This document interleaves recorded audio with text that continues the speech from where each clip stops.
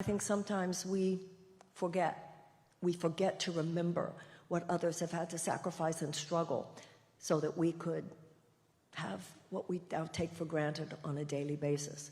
I think that's also an important thing because we're called on by the conditions of our time, I believe, to have some courage of our own.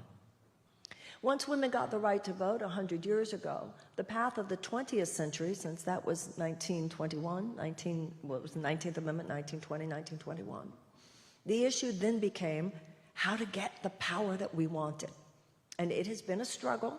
It started with the fact that we finally got the right to vote, and I think we'd all agree we still have ways to go. We still need to get the ERA. We haven't gotten it yet. We don't have equal pay. We don't have family leave. There are a lot of things that we still don't have. However, in the 21st century, I believe we need to shift now. I don't believe the main conversation should be how to get power that we do not have yet. That is an important conversation, but I think we need to shift now into what we're going to do with all this power that we have now.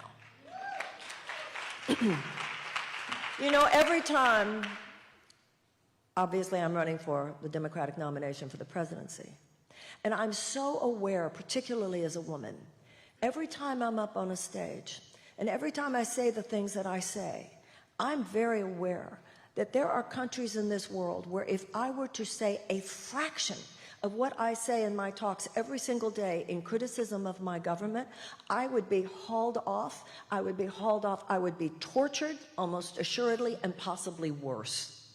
So I think every time, for the women in this room who are American, I'd like to say this: we really need to lift the bar on what we call courageous.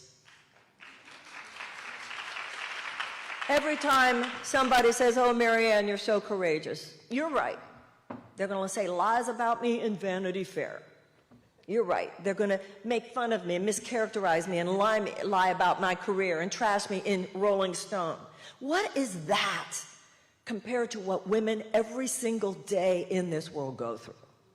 And so I think that every time a woman in a free democracy speaks her mind, we should remember we're not only speaking for ourselves, we're speaking for hundreds of women who cannot speak, but whose hearts would express exactly what our hearts want to express.